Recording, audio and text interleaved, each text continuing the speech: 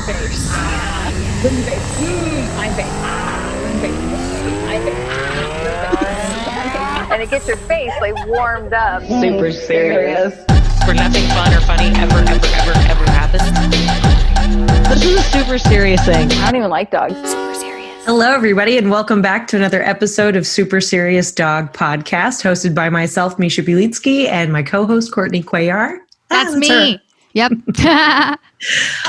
Today, we wanted to talk about things we like part 2, because there's apparently so many things that we like we wanted to keep that train going. Just keep talking about it. We'll just keep telling people about stuff we like and stuff we don't like. That's what the people want. Right, people? Maybe. We'll see. I have no idea. We have no idea what you want. Well, We're just talking.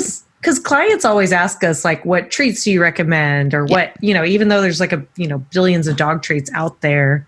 And I'm sure like there's some trainers that are very specific about what they like and what they don't like and that kind of thing. And there's definitely certain tools that I don't like to cheap out on, like e-collars. E-collars is the very last thing you want to cheap out on, because the cheap ones will not only die really fast, but like they do all kinds of crazy things. They switch modes, they switch levels, they turn off, like they go out of sync, they just fall apart in your hands. They do crazy stuff. Don't cheap out on an e-collar. Yeah, the worst thing that I've found, and the reason I don't like using them is, like you said, that the changing levels, right? So let's say you're supposed to have it on a 2 and it jumps to 90. Like, that's not good. That's bad. You're hardcore punishing your dog when you meant to just be getting their attention or minorly like interrupting them, right? And that's not a nice thing to do to your dog. Yeah, it's usually the Pet Safe brand remote collars.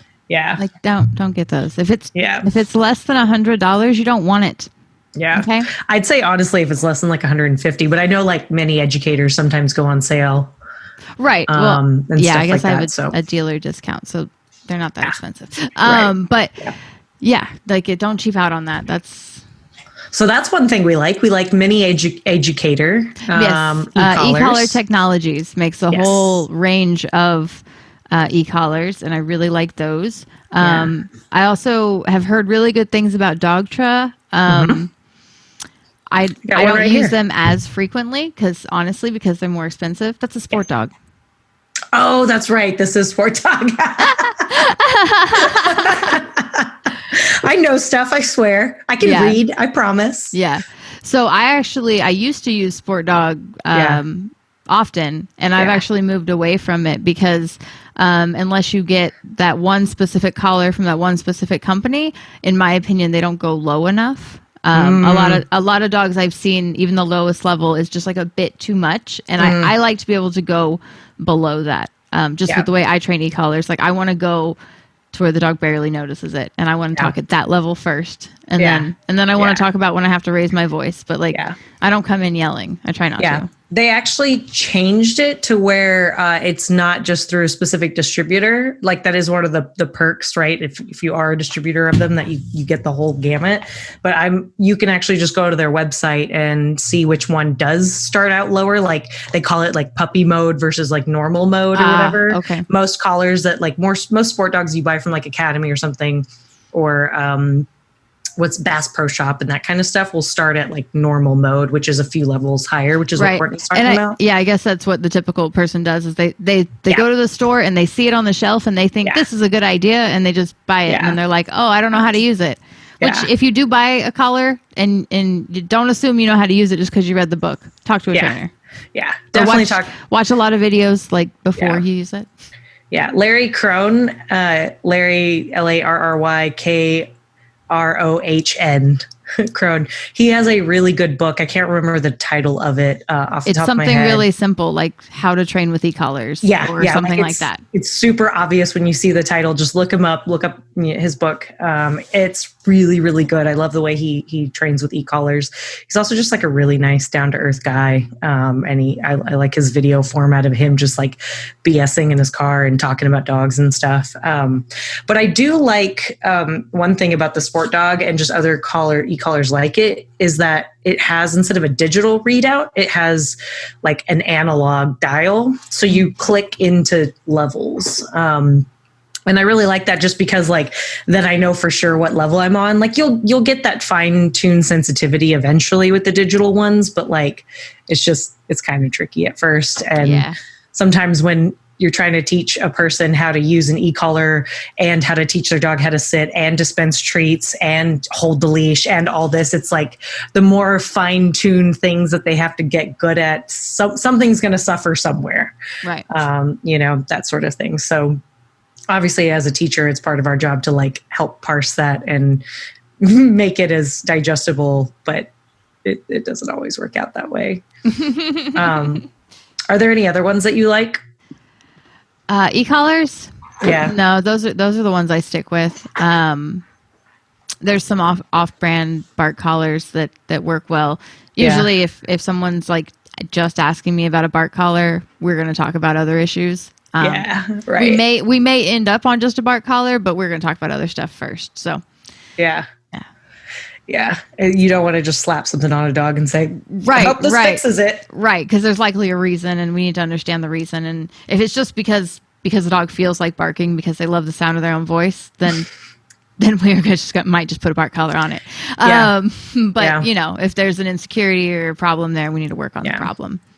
One thing that I never really thought about why it happens until I went to a Pat Stewart seminar was... So there's some dogs that don't stop barking when you put a bark collar on them. And the reasoning is what we talked about. And the reason is really fascinating. So a lot of times like the dog starts to bark and there's sort of like an uptick in like their voice and their thoughts and everything. And then at some point right here in the middle, at the peak of it, the bark collar finally goes off because it has to hit a certain number of decibels. Well, there's some dogs that will learn, I have to complete the bark to make it stop. Because the timing of when they're getting the stim, the corrective stim, is about the time it takes for them to stop barking. So there's some dogs that learn, I have to finish barking to make this go away. They don't put two and two together that it's starting the bark that causes it. So there can be timing issues when you're not involved. But like you said, I mean, there's probably other issues going on and that you should probably address those first before you try to just go before to just buying a bark collar at PetSmart or Petco or one of the random places that they sell e-collars, but tell you not to use them. Right. Which makes a lot of sense. That's a frustrating thing out there in the world. Right. There's a lot of those. As far as like correcting type sort of things, I've been going back to using squirt bottles a lot lately. Squirt bottles, sometimes pet corrector. If you guys don't know what pet corrector is, think of like the can of compressed air that you use to clean out your keyboard. It's like that, but pressurized a bit more, so it's a lot louder. It makes like a type sort of sound.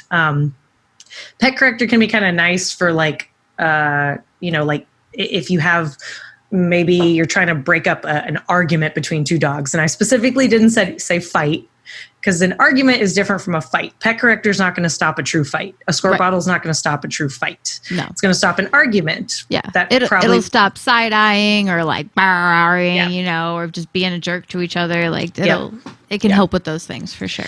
Yeah. Pet corrector can be good, in my opinion, for like dogs who sort of over fixate, like they get that tunnel vision really bad because it's loud enough to where it startles them out of it. Whereas like a squirt bottle, they might not notice, or you interrupting, clapping your hands, whatever, if you're kind of farther away. I've also had dogs love a squirt bottle. Yes, exactly. I've also had dogs like, love. How do we get you to do that? Yeah, do that again. Woo, yeah. I've had some dogs who love getting squirted in the face, but they hate their feet being squirted. It's the funniest thing. Like they get so offended when you squirt their feet, but they're totally fine, like taking face shots. It's bizarre. I will say one thing about the pet corrector that I don't like about it is that like if you're in a multi-dog home, that's a loud, jarring noise that's for going all to the dogs. Affect everybody. So this is really kind of, I only recommend this in very specific cases, basically. So like maybe if you're like outside and you're trying to interrupt the dog running and barking and like trying to terrorize the other neighbor dog on the other side of the fence or stuff like that, because then when you're outside, it's not quite so piercing for the other dogs, but still I can imagine. Because it's loud for the human ear. It's a lot louder for the dog. So And if honestly, I've also seen people use it too frequently, and That the dog just loses. it loses its meaning, and the dog's like, okay, whatever. It's like you going shh and it meaning nothing to the dog. Yeah. You know how like Caesar Milan was like shh, shh, and people thought like you just had to say that to your dog, and That's the follow through and the intent that also matters, and the body language and the follow through of whatever you're doing. So like, you also need to have those things if you're going to use a squirt bottle or a pet corrector. Those things alone are not going to fix anything, but they will help you interrupt a behavior that you don't want. Yeah. Do you use anything else in terms of like interrupters or correctors? I mean, besides our voice and that. Yeah, I was going to say mostly my voice, my body language, movement.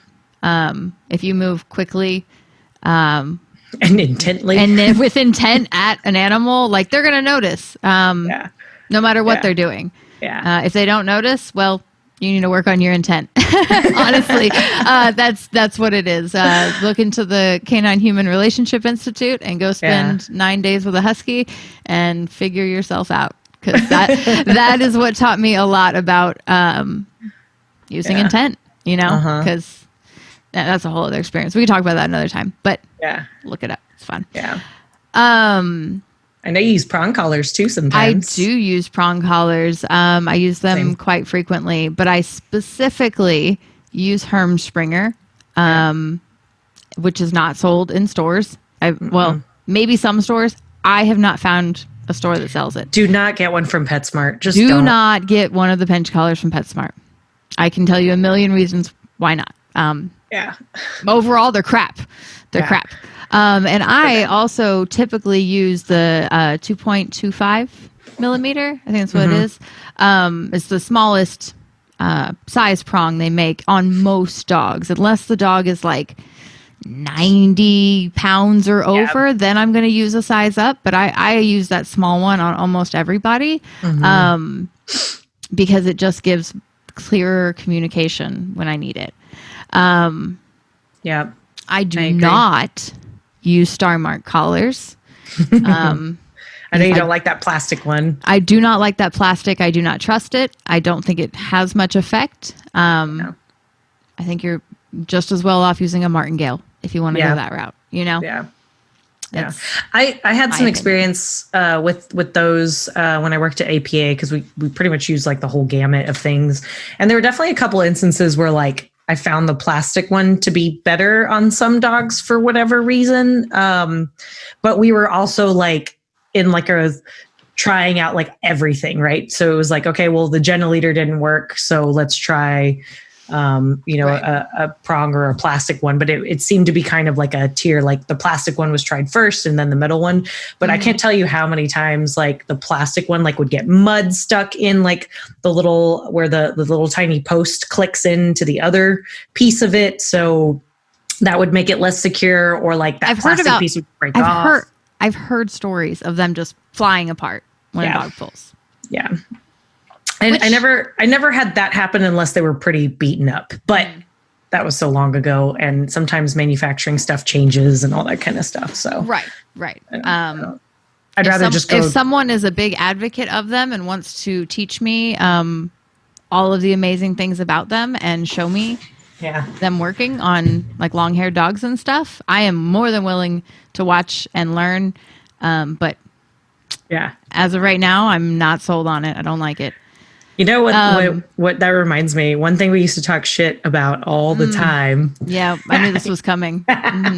Flexi leashes. Oh, the old retractables. Yeah, I have literally taken those from clients and thrown them in the trash while they watched and been like, we are not using this anymore.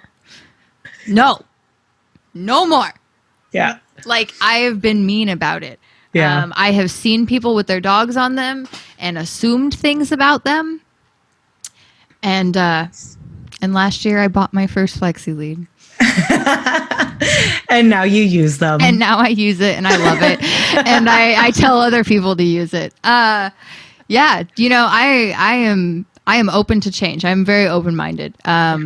So what opened my mind the most was IACP J-Jack's speech on them, because the way he presented it made me really like reflect and be like, oh, I guess if you use it appropriately, it works Just like great. any other tool. Just like any other tool. The problem is that I had only seen people abusing it, So like, if you had only seen, people lighting their dogs up on e-collars, you would be very anti-e-collar. Yeah. If you had no idea that there was a balanced method that could use, low stem and communicate, and dogs could be happy and run free off leash. And not be afraid to make decisions. Because I think Right. that's the other thing too, is like seeing a dog that is terrified of just waiting for the other shoe to drop. Like, that's not a good existence. No. And so, I had only seen dogs that ran 30 feet in front of their owners and wrapped their owner's legs up and were not paying attention to their owner at all. And, them being yanked out of kids' hands and dogs running free with now the leash chasing them. And I had only seen the worst case scenarios of their use. But now I think they're a great way to give freedom. They're a great safety net for when you're in an unpredictable area, but your dog is like good and gonna listen, Mm-hmm. I love them for those on leash times when your dog has to be on a leash, but like you want to give them freedom because they're really good. And but you don't have to fuss with like the excess leash because it's coiled up and all nice. Of that. Yeah. I remember J-Jack in part of his presentation was like, I know a lot of you trainers use long lines, right? And everybody's like, yeah. And he's like, now imagine if there was a device that like rolled your long line up for you so it never got tangled. And I just like died laughing because I was like, oh my gosh, there is a device like that. I never thought of it that way. I definitely was one of those same people that would like throw people's Flexi's leashes away, and I was like, you get horrible burns on your ankles and stuff. And I'm like, dude, I've gotten rope burned by regular leashes too. Like, that's so. And did you know? I mean, you probably know because you bought them. But when I bought my Flexi Lead, there was a pamphlet in there that told you how to use it, and it said all of the things I wanted it to say. You know what I mean? About like what to do and what not to do, and how you should always be paying attention to your dog, and you should use treats and do training and all this stuff. And I was like, oh, so they do tell them. Yeah. So they do tell them. Okay. My whole world has changed. Yep, for sure. I've definitely recommended Flexis for people as well. And I definitely changed. So hopefully you can too. Or if you feel embarrassed that you're using a Flexi leash or a retractable leash, we keep saying Flexi, but retractable is like the common term. Flexi is the brand. But don't worry. Like, we're not going to judge you. And if a trainer does shame you, ask them if they know who J-Jack is. Right. Right. And that they should look him up if they don't. Right. So what other stuff do you like? So I don't use retractables for like teaching, like walking, right? I'm going to use a regular leash for something like that. Retractables for like special activities, just to clarify that. Yeah. So I'm not a big fan of leather leashes, but I know a lot of people are. Me, I am. Right. So what makes you like a leather leash? I like that it doesn't like dig into my hands the same way that like fabric leashes do. They act a little bit differently. Like there's some, depending on the coating on the different types of leashes, when they get wet, they're harder to hold. And I don't like that. I'm also not vegan, so I don't have to, like, I don't feel compelled or morally obligated to use non-leather products. But I really, really like them a lot. They get softer over time as you use them. And I feel like they're just a really good, sturdy product. And I feel like if I'm going to be eating animals, I might as well utilize the animals parts that would normally get thrown away. Oh, wow. You got really deep there. I know, right? But yeah, like they're breathable. I haven't really had ever any issues of them like hurting me or anything like that. And also the other thing I like, if you get, for those of you that are watching, you get this like braided style right here. If let's say this ring breaks or something, or the clasp on it starts getting just old and worn, I can unbraid it, replace that part, and reuse it.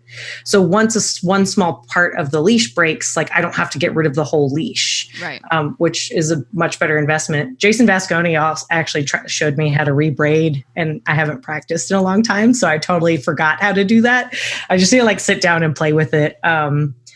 But this leash is also a super multi-leash. So it did have a clip on both ends as opposed to like a handle on one end and a clip on the other, but a dog chewed through it. So my bad. That's what I get, for trusting it. But it's got all these little extra hooks along it, and there's several points along the leash where you can clip, so you can make it like a body leash and you stuff. can make it cross body. You can now have 10 feet of leash instead of 4, 5, 6, or 7. You can really adapt and adjust. I can clip 2 dogs to it at once and just hold it. I can, make the handle big, make the handle small. There's a lot of cool parts to this leash. And that's why I like it. I use the crossbody function on my leashes a lot. There was some client a few years ago that made like a paracord version, and I use the crap out of those. I love it, especially when you're walking multiple dogs. It's really, really nice. So, I made those. I have one of your tab leashes right here that you made.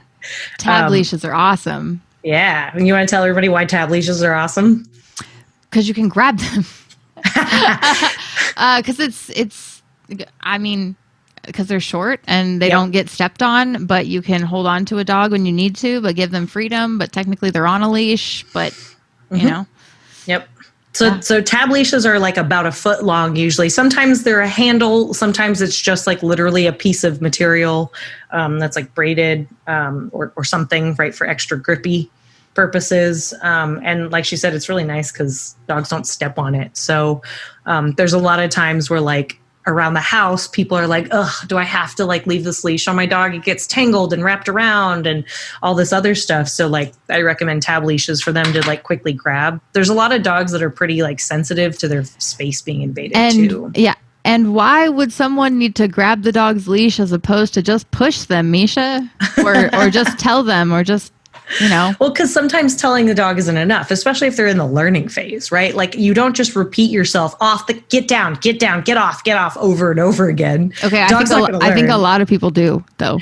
Right, exactly. And that's not a judgment, right? Like I still fall into that trap all the time where I'm like, my dog's not listening, and what do? Just blah over and over again, whatever it is. I'm really bad about just saying the dog's name. Right.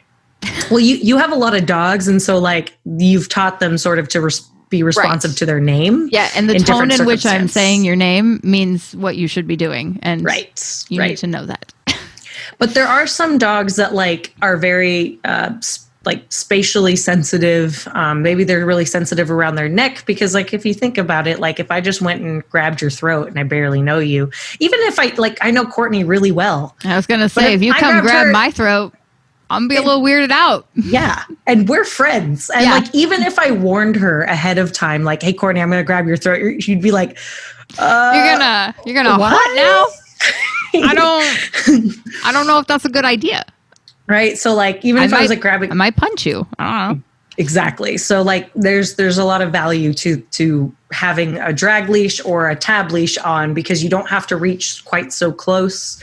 Obviously, if a dog is super, super sensitive to that kind of like reaching and grabbing, we're going to use a normal leash.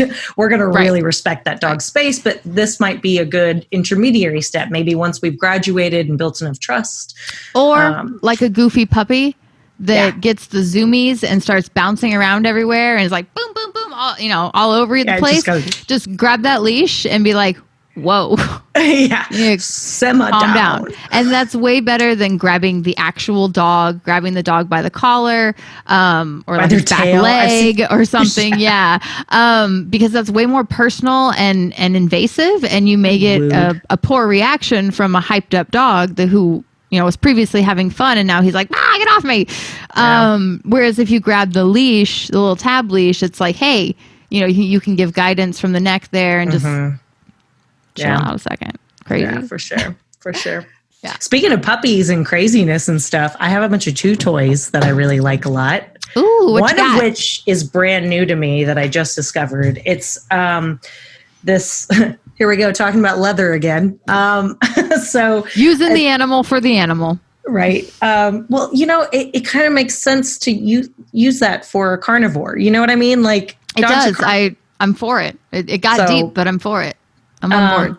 So this little donut thing that I'm holding is made out of leather, and then the outside is some kind of like, I don't know if it's also natural product or if it's man-made. It's kind of like rough, but I really like it. They also have these in like little, one shaped like a foot, and then there's like another one shaped like a bear and whatever. But I really like this. Stella wasn't like super keen on it at first, but I kept putting it in her kennel, and then she was like, "Oh, what's this thing?" And she really likes it a lot. It's pretty durable. So like, I don't know how this would do for a super chewer necessarily, but like, she hasn't destroyed it yet, and it barely looks like she's put a dent in it, so that's pretty cool. I'm gonna let Reddy play with it. Yeah, we'll see, right? We'll see. He loves to find the seams, and like he knows exactly where the seam is at, and he'll just like nip with his front little teeth, and he'll get it with his hands, and then he's like, I got it, and then he just guts the whole thing. So. That's funny. I'd be curious to see how he does with that. There is a pretty pronounced seam, but it's also kind of recessed, right. So might be a little bit more challenging for him. Who knows? One for like dogs like Reddy, who are like really good. And there's nothing wrong with letting your dogs destroy toys. It's just every once in a while I let him go to town and he guts it, and I'm like, cool, you made a mess. Then we clean it up, and just make sure your dog doesn't eat the inside, because that is horrible for them. I do not leave him alone with toys he can gut. Ever. So these next two are like bone type sort of things, but bone replacements. So Nylabone makes a lot of different like bone-like things. They're this hard plastic. I used to find them in the donation bin at APA and throw them away because I'm like, this has got to be hurting dogs' teeth. Like, what is this? But like, if your dog has healthy teeth, if your dog has healthy teeth, this is awesome for them. I really like it. Rocky, I think, broke his tooth on one of these, but he has really crappy teeth, really weak enamel. Like, I should have seen it coming, to be perfectly honest. And they do make them in like bone shape. This one's, I think, like the Denti one that has like extra like anti-stinky breath stuff in it. But they make them like, I have this one that like shaped like a little dinosaur, and like some of them are flavored. Those hurt so bad when you step on them. Yes, they do. So don't step on it. Don't step on them. They hurt so bad. I feel like anything that's made of a hard material would probably be painful to step on and stuff. So yes. So last thing, antlers. Antlers are really awesome. They're a little bit harder to find cheaply now because of the fact that they have grown and exploded in popularity. And then, of course, in typical corporate fashion, a lot of big companies have started to not only sell them, but also slice them in half and sell you just the little bit, just this one little piece, or just this part, but it's sliced in half. And I find like dogs like Dax and Reddy and stuff probably tear through them really fast when they're sliced in half, because all the soft bits from the inside are exposed. And the whole point is that it because it's a hard material, but because it's made of like keratin, I think keratin and stuff, it wears down differently than like an actual bone would. And so I really, really like them. The best place, I think, to get them still cheaply is if you go hunting and I was gonna go say, somewhere with a deer lease. If you know someone who goes hunting or has a deer lease, they always have sheds. So they're called sheds. They're around all the time. And if you know anybody that has them and you want to let a girl know, because I got 5 dogs who love antlers. Misha would probably enjoy some too. So share the wealth if you know somebody. That one I actually bought at a antique store like 7 years ago or something on South Congress. Wow. I was just like, oh, neat. This is cool. My dogs might like this. I know. And then I went back to that antique store because they had a bunch of them. I went back to that antique store and they like way jacked the price up on them. And I was like, oh, damn it. Secret's out. So I have gone to someone's house that had those on display as like, here's my trophy. No, just like art, like on their table. Like, And my dog definitely grabbed the antler off their table and was like, "Sweet, this is for me." And I was like, "No, that's, I know that at home that would be for you, but don't do that." Not here. That's really funny. It does make a pretty cool decoration if you're into that kind of like style and stuff. Mm-hmm. Where I keep mine is sort of like decorative and for dogs, like they can get it, but that kind of thing. Well, I think that's pretty much all of our time. I still have like a few things I wanted to like talk about. So maybe we'll do another one later on down the line. I'll just keep a note of whatever we didn't cover. Cool. Cool. We won't bore you. Our next episode will be, we'll do something different our next episode. It'll be super fun. Yeah. Super fun. Super serious. Always. Cool. Well, check out our Patreon. Yes, check out our Patreon. Thank you guys for listening as always. If you can't support us financially through Patreon or anything like that, you can help us out a ton by liking the podcast in whatever way you watch it or listen to it, subscribing to it. Same with just sharing it with your friends and just putting it out there. So, Also, if you have questions, you can send them to superseriousdogpodcast@gmail.com. And we'd be happy to answer them on the show for you. Yep. And we're on iTunes. Check that out. All right. All right. Bye, y'all.